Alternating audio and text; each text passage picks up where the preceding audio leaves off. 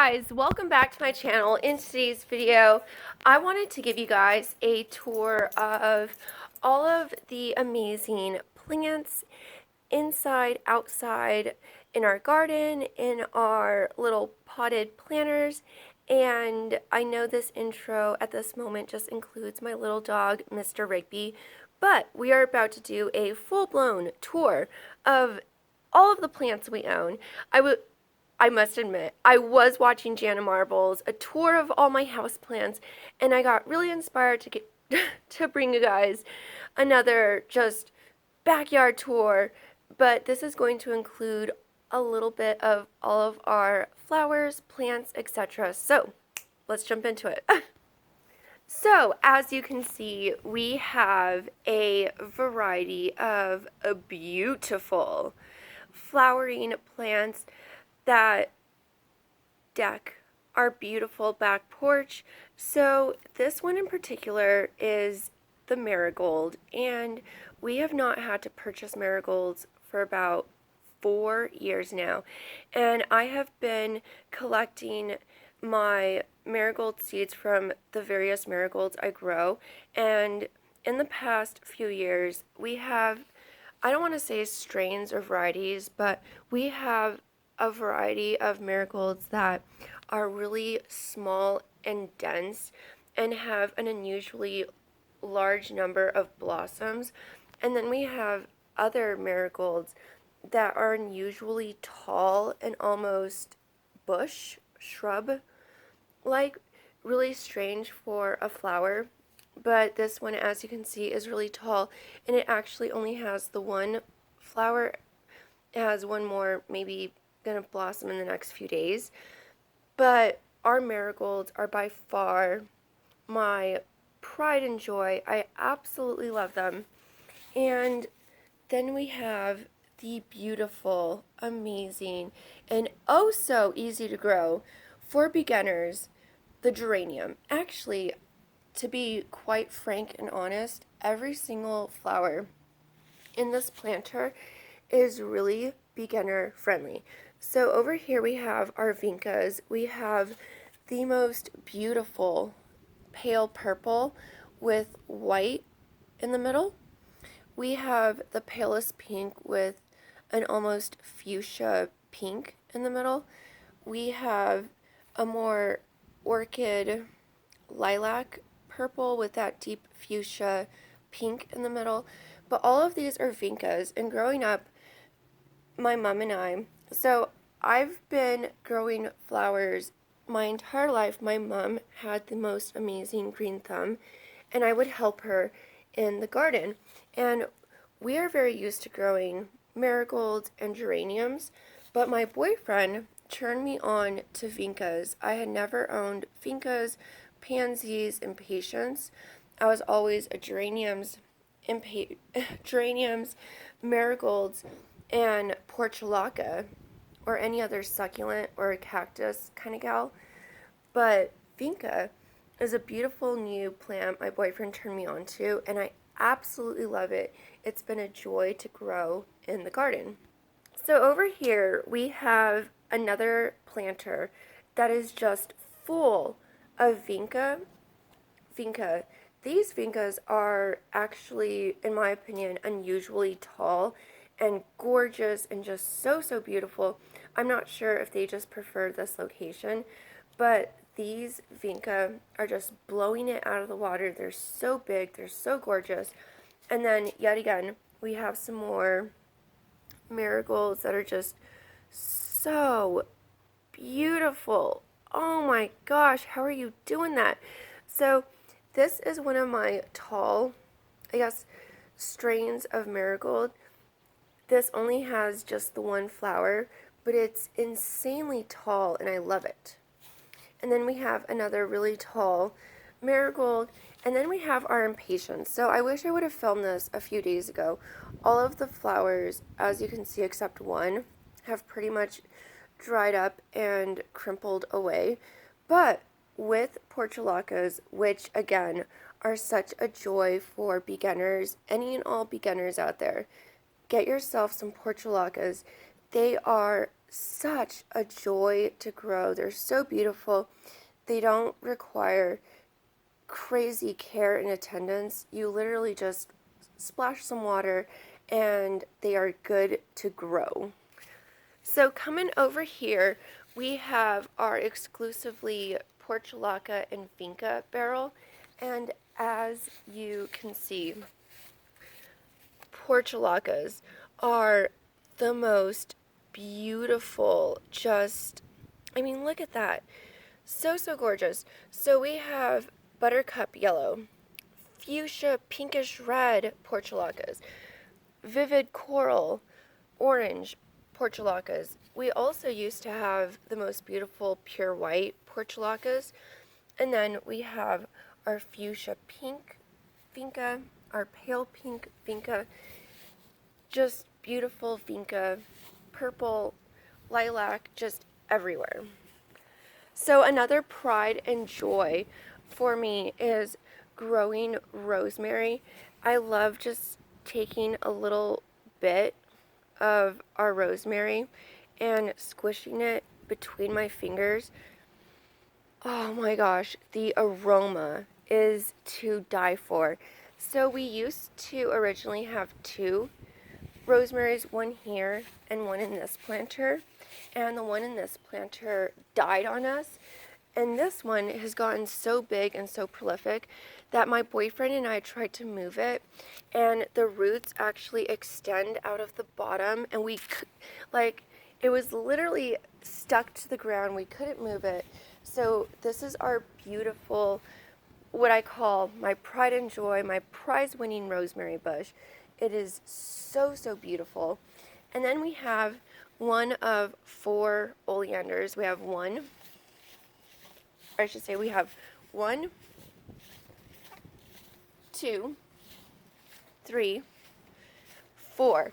So oleanders are one of the most common poisonous houseplants most people could own. And as you can see, the oleander is a beautiful plant bush to own. It's got the most vivid, striking leaves, and when these blossom, our oleanders have the most gorgeous, vivid fuchsia, pink, red blossoms. I absolutely love our oleander, but if you're going to own an oleander, take care that if you have children, if you have pets that like to get into everything, this is very poisonous. And if you're going to own an oleander, you need to be a really responsible homeowner or plant owner, and you may have to gate it off from family, children, pets, animals, cows, horses, goats, anything that could eat the oleander, because these are poisonous and you don't want anyone eating them. And if you don't have pets, kids, you still have to take care that when you own your oleander, I always try to collect the dead leaves and throw them away. There is no composting your oleander. You cannot compost it. You cannot burn it, as it is that poisonous that if you were to burn the dried leaves, those fumes could be poisonous. So you have to take care when owning oleander, and just be a responsible plant owner, etc. So this is our rose bush. The first week when it blossoms, the blossoms are so fragrant, and I try to take really good care of gathering any and all rose blossoms before they turn into rose hips, so that the bush doesn't have to expend that energy, and to ensure that we not only have a spring blossom, but to ensure a fall blossom as well. So I have been learning more and more about owning a rose bush. So this is what I mean. So whenever you have a rose that blossoms, try to always collect it before it dries up and shrivels into what's called rose hips, because you want your bush, your rose bush to conserve that energy, and once it creates the rose hips, it has expended valuable energy, and you may not have a fall blossom if you let each and every rose blossom turn into rose hips. But for the most part, I try to collect all rose blossoms. I wasn't very good in collecting the blossoms at the very top, but for the most part, I think we did really, really good. So we're looking forward to a fall blossom. Also, when owning a rose bush, I always try to take care to trim old and new growth. It's really easy to tell new growth from old growth. Old growth will be a really dark brown stocky color, and new growth will always be a really pale green. So take care to trim both old and new, and you will ensure your rose bush stays really healthy. Oh my goodness. So over here on the porch, we have what I call our mint barrel. So we have spearmint and we have peppermint. What I love to do is create really simple spa water and snip some sprigs of mint, and I just put it in our water, and it is so delightful. You can literally just take a leaf and crunch it between your fingers. It's fragrant. You can eat it. It's so refreshing. It's so good. It's such a joy to own mint. But I must say, mint is kind of fickle, and in my opinion, it's not the most beginner-friendly plant. If you're somewhere like in California, Arizona, in the Southwest, in Texas, maybe even in Florida, I've noticed that this does not like a ton of direct sunlight. Whenever I have this barrel closer to, like, over here where like our marigolds and vinca are that get a lot more direct sun, marigolds love sun, portulacas love sun, vinca geraniums, they love sun as long as they're getting water. But mint, I notice they like it more over here in the shade, and they don't like so much direct exposure to direct sunlight. So it has been a somewhat steep learning curve with our mint. My peppermint, I think, struggled for a time because it was getting too much direct sun, but now that I moved it to this location, it's been doing so much better, and I'm so happy about that. So over here, we have a pride and joy, the rubber tree. This is a beautiful plant. I mean, the leaves are so gorgeous. On one side, we have the darkest, deepest evergreen. Oh, I should have watered, or I should have dusted our little evergreen, or I should have dusted our little rubber tree. He's looking a little dusty, but on one side of the leaves are the deepest, most evergreen colorations you'll ever see, and then on the other side you have this beautiful pale green with a dark reddish stripe. It is so, so beautiful. And then whenever you have new leaves coming up, they are almost this brownish maroon. It is a gorgeous plant to own, and I absolutely love it. Some of the leaves, when they're freshly just opening up, are almost a maroon, and then others are this deep burgundy evergreen. I mean, it's a beautiful, beautiful plant. It's very easy. You just have to water him. In the wintertime, we do have to bring this indoors, and moving this big heavy thing is such a pain, but it's so worth it. I have had to tie this ugly string to keep him upright, otherwise this was starting to fall over. I need to go purchase some really good stakes to tie it up with, but I just got a little ghetto and creative, and I just went and got some old string and tied about 1, 2, 3, 4, 5, 6, 7, 8 huge branches together to hold him upright. And for the most part, it has worked. We have a couple little branches here at the bottom that are kind of going rogue and going this way, going that way. And when they get a little bigger, I may have to tie them up as well. But I absolutely love our rubber tree. I recommend it for anyone. They're beautiful and they're so low maintenance.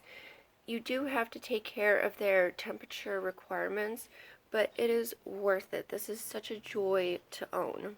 Oh my gosh! So over here we have our mammoth elephant ear bulbs. So as you can see, oh my gosh, look, he already sprouted a new bulb. But, oh, and look at the water in him. Oh, so I put these two bulbs in this particular location about 2 months ago, maybe even longer. And they were not doing great at all, you guys. I thought I would put them in the ground, they would just, boom, blow up. But my friend came over and she owns mammoth elephant ear bulbs. And she took one look and she said, hey, you guys bought some elephant ears. And I said, yeah, but ours are nothing like yours. You know, ours are stunted and midget-like, and I don't know what's going on. And she took one look at me and she said, you need to soak the ground. So I took her advice, and ever since then, okay, so imagine that this literally had one tiny, like, scrunched up leaf. In the past 2 days since I soaked the ground, and I'll probably soak it again, but both of our different bulbs have sprouted new leaves, and I'm just so happy. So I'm going to take her advice. I've been soaking the ground each and every day, and they have been loving it. So I didn't realize that they needed more water than they did. So I'm going to soak and soak, and hopefully these guys will get bigger. So over here we have the garden. So I have what I consider 3 different gardens. The traditional garden, where you pick a plot of land and everything is in the ground. We have our PG, or portable garden, or small container garden, where, hey, you know, my arugula and kale doesn't like this location, I can just move it over here. I love container gardening for beginners because whenever you put your tomatoes in the ground, if that's a sucky location, you're kind of stuck.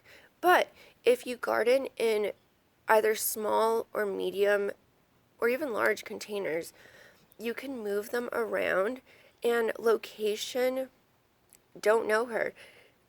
It's literally like having a little Winnebago. If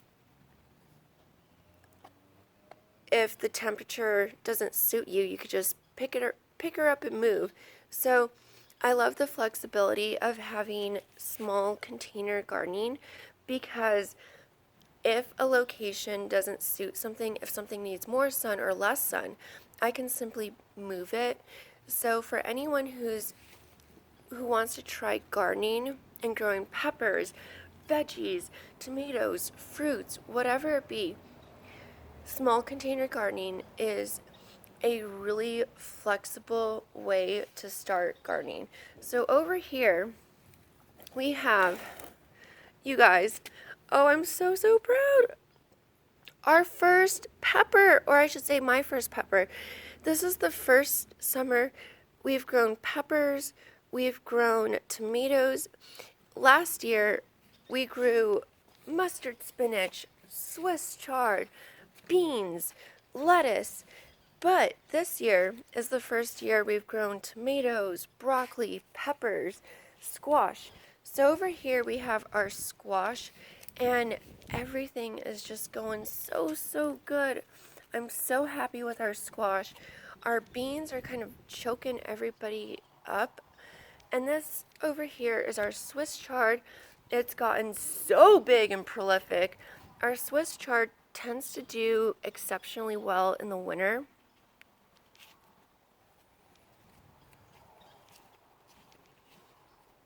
Oh, sorry about that.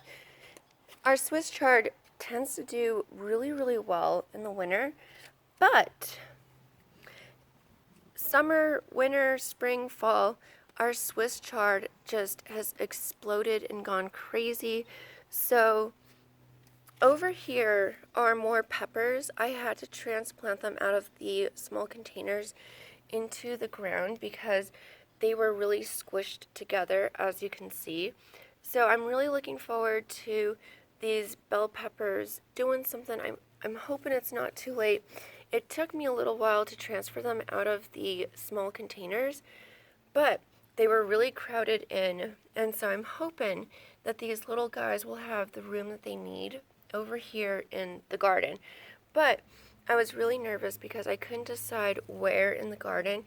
As you can see, space has actually become an issue. When I first picked out this plot of land for the garden, I thought, this is way too big. I'll never fill this entire space in. And now our garden is overcrowded, and it really is an issue when your plants overcrowd each other. So I'm looking to expand our garden this way and perhaps a little more this way, but for sure we're going to need to expand it a little more this way. But I originally picked this plot of land so I could have a little walkway here and on the other side, but now at this point there's just not enough room and everything's overcrowded. Real estate is hard to come by. But as you can see, so over here we have our tomatoes. We have 3 different varieties. We have the cherry tomato, we have a husky little, I don't know what's up with these guys, and then we have a pear tomato. Oh look, right there, that's one of our squash. Can you guys see? There's another one of our squash over there. Can you guys see them? Right there. So we have squash, crookneck. Oh my gosh, look at this huge guy. Oh my gosh, oh my gosh. Oh my gosh, no. That is crazy. Oh my gosh. Okay, I'm probably gonna have to trim this. Oh my gosh. Oh my goodness. Oh my goodness. Oh my gosh. Oh my gosh. So I literally just had to go get scissors. Let's see if I trim them. Oh my gosh. Look at that. Oh my gosh. So I think this is our Black Beauty zucchini squash, and we also have crookneck and then a third variety of squash. But oh my gosh, the joys of gardening. You guys, we have never, or I should say, I have never grown squash or tomatoes before, and I'm so pleased each and every day. So it's not all good in the garden though. This is the first year we've grown broccoli, and the bugs have done a number on our broccoli. You guys, I'm telling you, it's been hand-to-hand, Mortal Kombat, with the bugs going in and trying to like remove them or just squish them. It has been so awful with the bugs. They have devoured my poor little broccoli. I think we have just, I don't know what's going to happen with him. He exists for the bugs to eat him. I cannot get a handle on the bugs. So it's not all good in the garden. And you guys, I had transferred some kale and it got overcrowded somewhere amongst the tomatoes. So like I said, real estate and things overcrowding has been an issue that I'm still grappling with to this day. This is technically, so last summer was my first summer gardening, and so this is technically my second summer, but technically, on July 17th, I have 365 days under my belt, so it's literally been 1 year, 2 summers gardening, and it's not all good in the garden. My poor little broccoli is just pathetic. I am so sad each and every day, but the good makes it pretty darn worth it. Alright guys, so as far as our plants and our garden, I literally only got to show you guys what's happening in the backyard, and technically on the back porch. We still have so much more to show you, but this is going to have to be a part 1 because we're coming up on 25 minutes, and if I continue, this will probably be 3 hours of footage. So we'll leave it here. Thank you guys so much for joining me. I love you guys so, so much. Don't forget to like, subscribe, comment if you want. And I'll see you guys next time. Bye, guys.